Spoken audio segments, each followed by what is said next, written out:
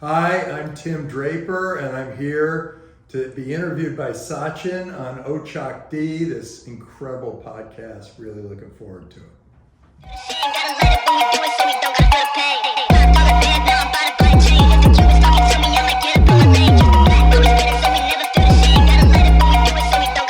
Hello everyone and welcome back to the Ochakde Show. We're Silicon Valley's first business, tech, and self-improvement podcast for teens hosted by a teen me. My name is Sachin Syal. I'm a 19-year-old award-winning entrepreneur, podcaster, author, and student from the Bay Area, and I interview remarkable and influential entrepreneurs, executives, investors, leaders, and inspiring individuals from all walks of life so we can learn from their stories and level up ourselves. And then I'm also the co-founder and CMO of 3doshas.com. This is a coaching startup I started with my family, which is based on helping people level up in their careers through ancient science from India.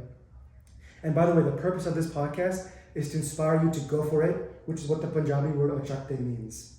Today, our very special guest and returning guest actually is Tim Draper, legendary billionaire venture capitalist and founder of Draper Associates, Draper University, and DFJ. He's also the creator and host of the hit reality TV pitch show Meet the Drapers, which I love watching. You guys should check that out.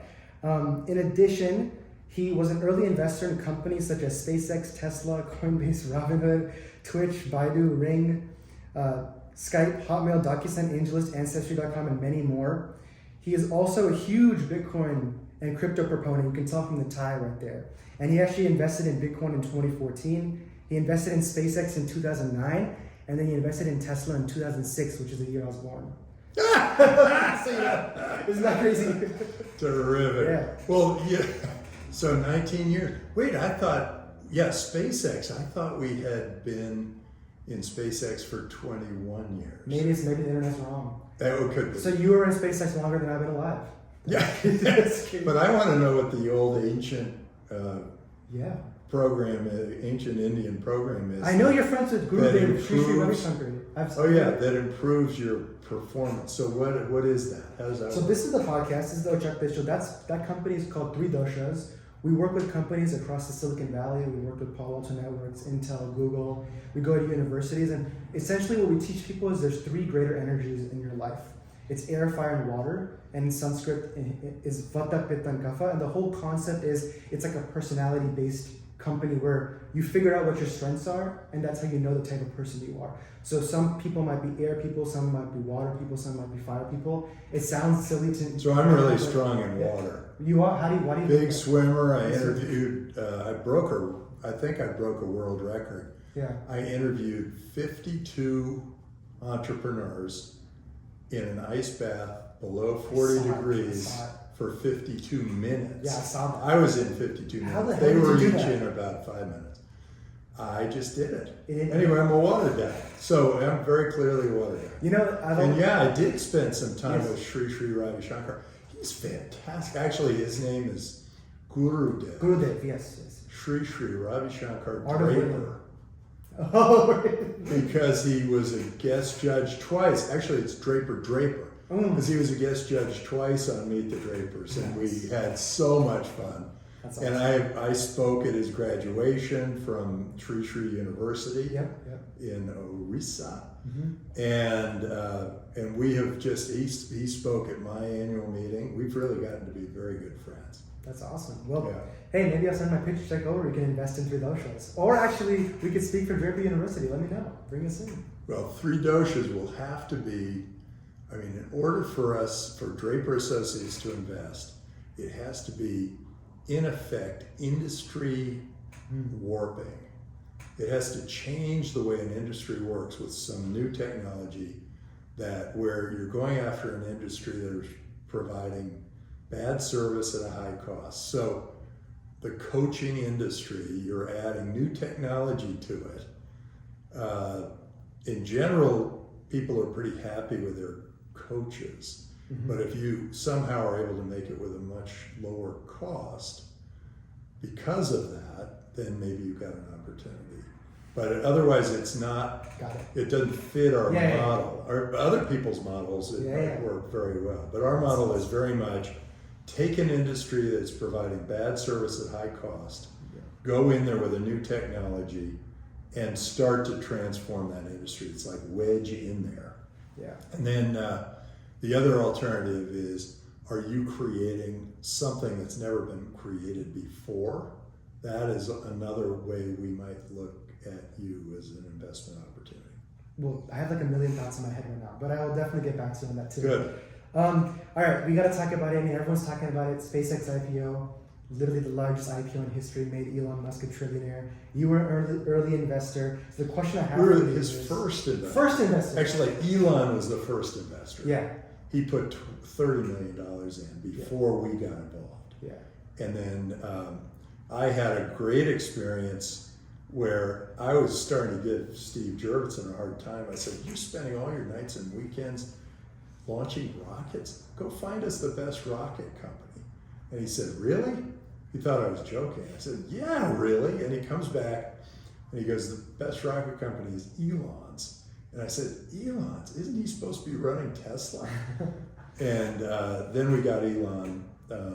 We started talking with Elon, and we realized he is 180% committed to getting humanity to be multiplanetary.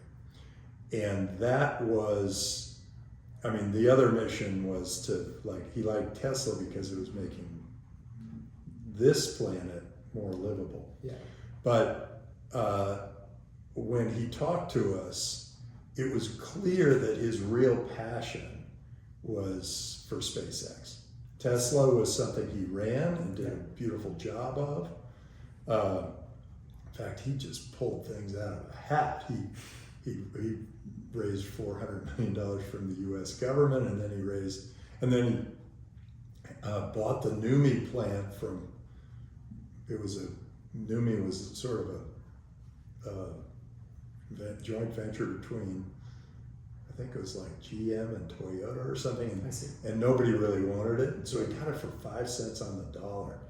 And then he turned that into the Tesla plant, pounded those things out. I actually had the 5th one off the line, although there were 2 sold before that. This is crazy, that's wild. And I got the 5th S car off the line, and it was one of the greatest experiences.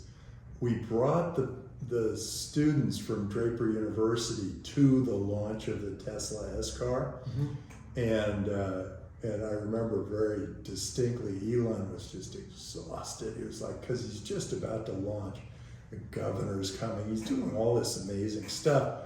And one of my students, one of the Draper University accelerants, says, Mr. Musk, what would you recommend for an entrepreneur, startup entrepreneur?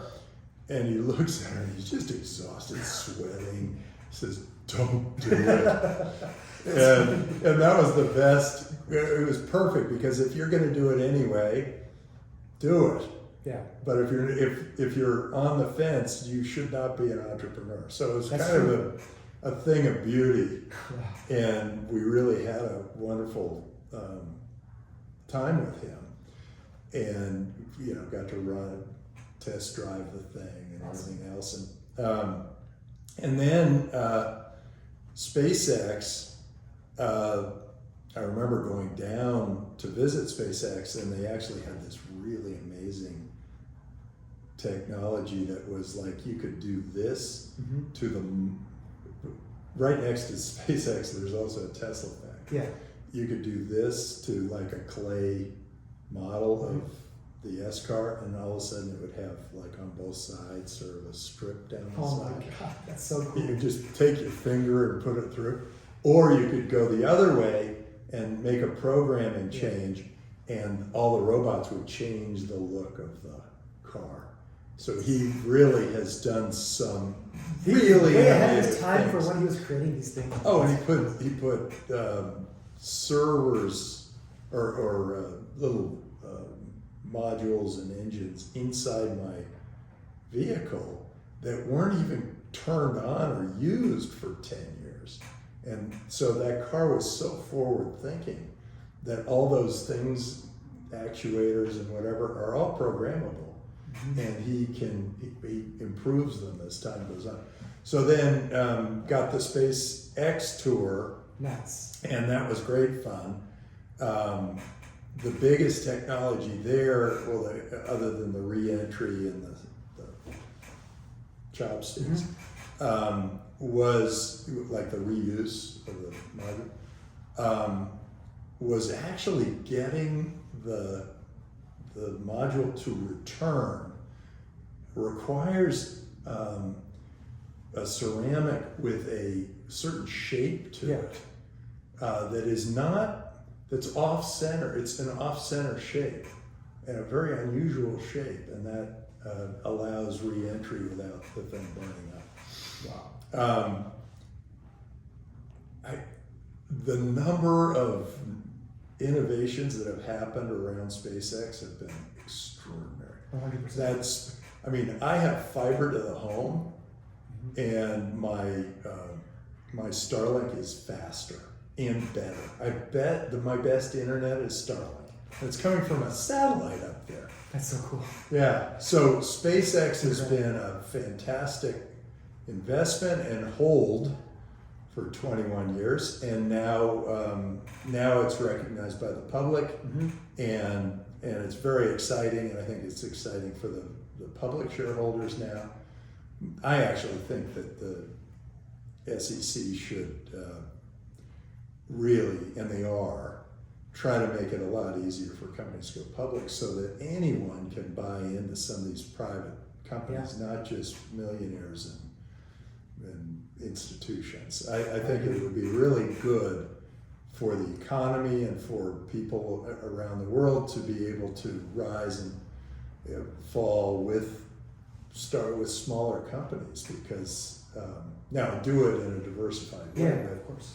But it would have been great to allow individuals to participate in SpaceX way back when. I agree.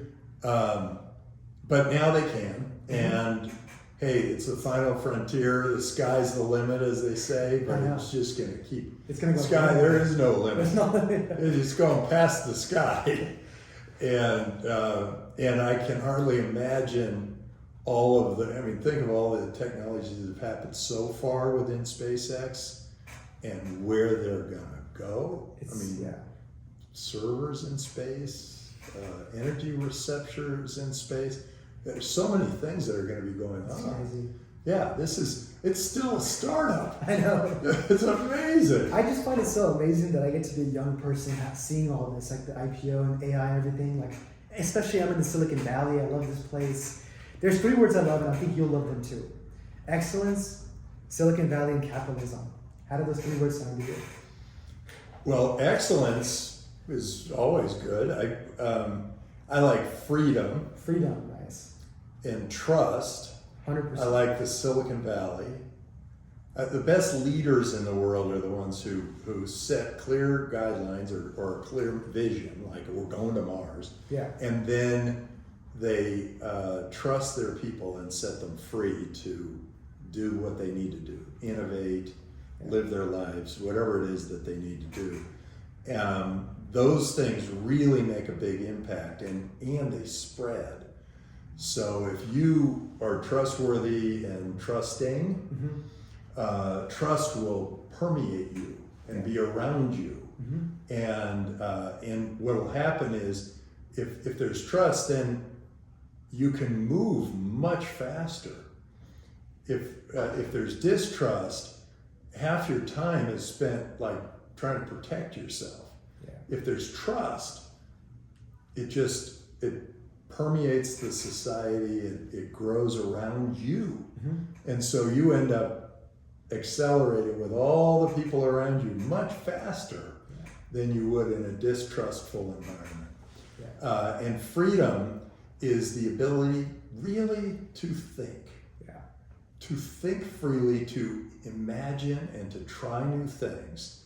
And the only thing I can explain about freedom is when I felt I had lost my freedom, when we had that pandemic and they were forcing me to have the vaccine. They were forcing me to wear a mask.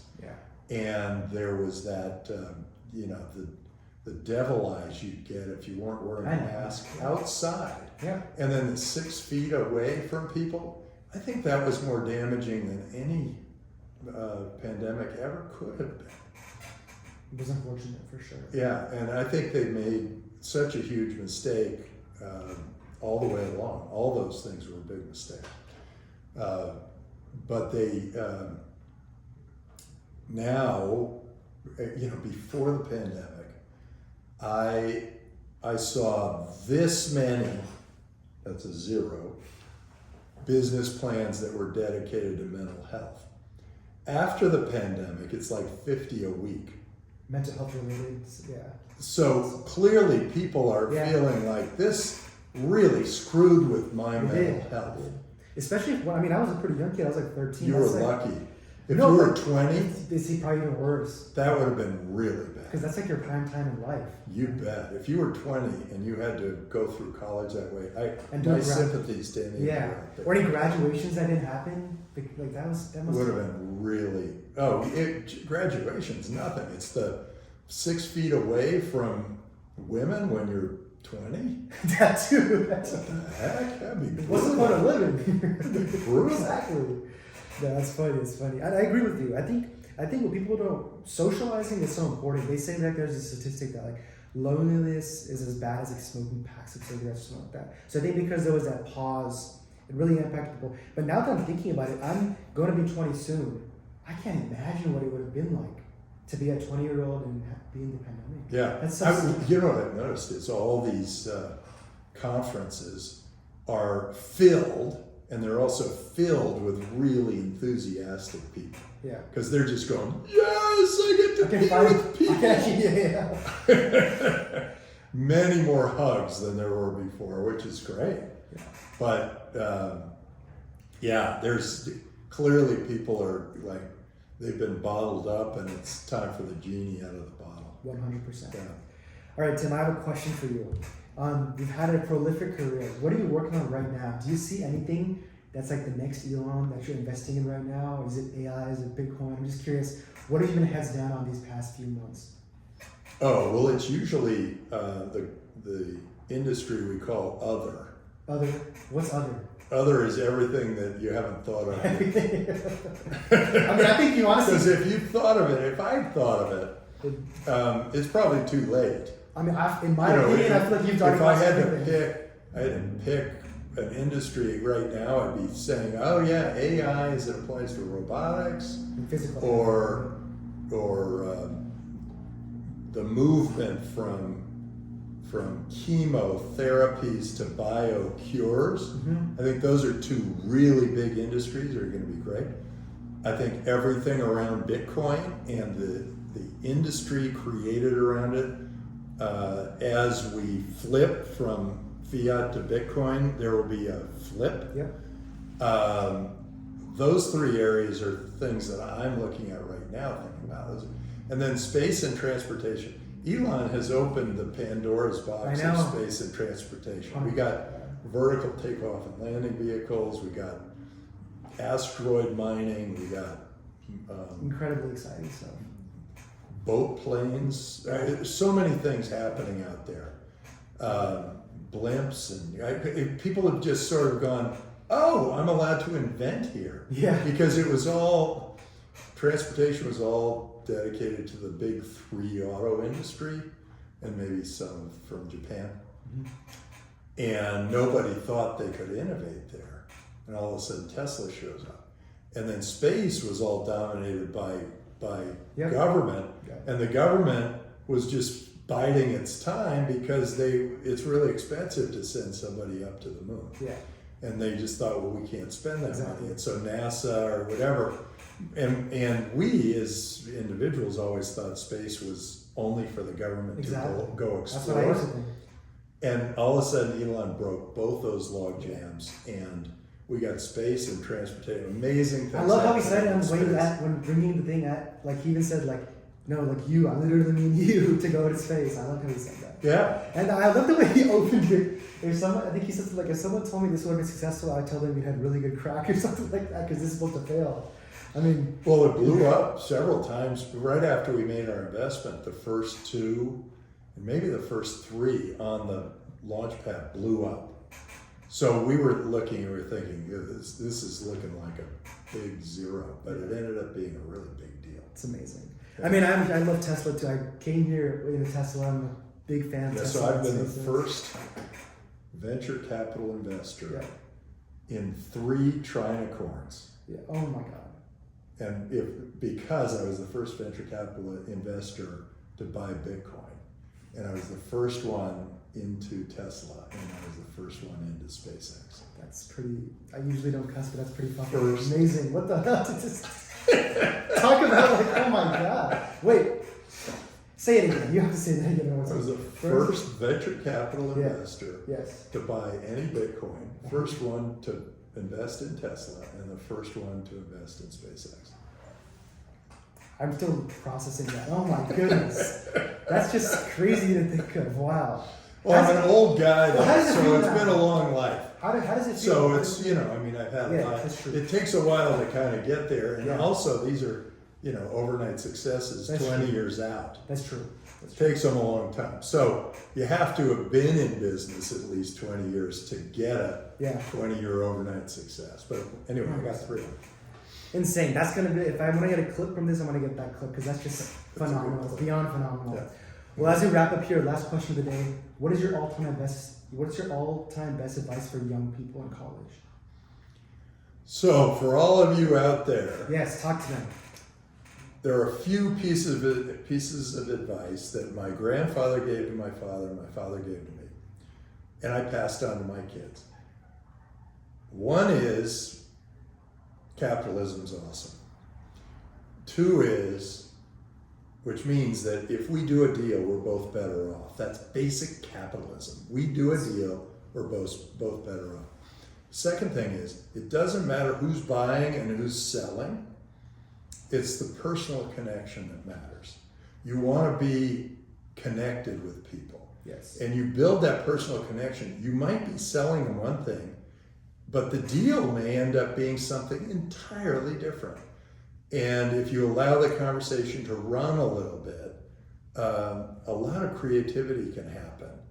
And that's usually where most of these businesses go. I think, I remember my various conversations with Elon, they tended to start in one direction, and then we'd start talking about science, or we'd talk about how the physics of baseball or frisbee and how that might affect, the air resistance of a car and rocket. You go in and you start with one idea, and you say, this is what I want to talk about, and then you come out with other ideas that might actually end up making that relationship even more solid, and might end up making the deal better for both parties. So when, and there's something else, and I think you should honor success. And let me explain why. First of all, way back in the dark ages when I was your age, I remember looking at the,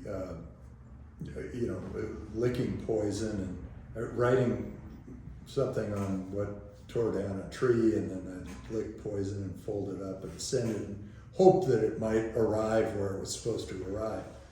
And, then email came and all these other technologies came and made our lives so much better. And now I can, order a toothbrush and some drone will deliver it to me in 4 minutes, in 4 hours or something. And that's because Jeff Bezos did something extraordinary. So we honored Jeff Bezos. We should think of him as a hero. Yes. And keep that in mind, that those are heroes. Here's the other thing. Try to make it, like college makes you want to elbow everybody out because you only a few A's and very few B's. And so you try not to get a D or an F by throwing other people off the track. Well, in life, you want all your friends to be successful. Because you want to ride in their G5. Yes. You want those friends to throw great parties that you get invited to. You want to make sure everybody around you becomes successful. So what I'm really trying to get at is throw away your schadenfreude. Throw away your envy, your jealousy. Everyone around you should succeed. You want everybody to win. And the bigger they win, the better. And I think that will help you in your life. I think it'll make you feel better when you cheer other people on when they're successful. That will make you feel better. And then there's one last piece of advice I will give you. And here it is, and you may not like it. Don't watch the news. The news is thriving. It becomes an addiction. It thrives over the fear thing that happens in your cerebral cortex, the fight or flight thing. It thrives on that. And so if you watch the news, you see that it is fear, every single story. And that's in order to keep you addicted. Yeah. And then they sell ads, and so then you go buy stuff. And the ads also sell fear. It's like fear of this ailment, fear of this drug, fear of this whatever. And so you will create fear in your life that shouldn't be there. It's artificial fear. And in your life, you're going to want to be an opportunity person, not a fear person. You want to go after the opportunity. And you don't go after the opportunity if you run in fear. If you start saying yes to things, really great things will happen for you. If you start saying no to things, nothing will happen to you. So you want to go out there and live a life. So don't watch the news. Amazing. Such beautiful advice. I know we're out of time. Terrific. Thank you for My being pleasure. here. It was amazing. That was Thank you great. so much. Good.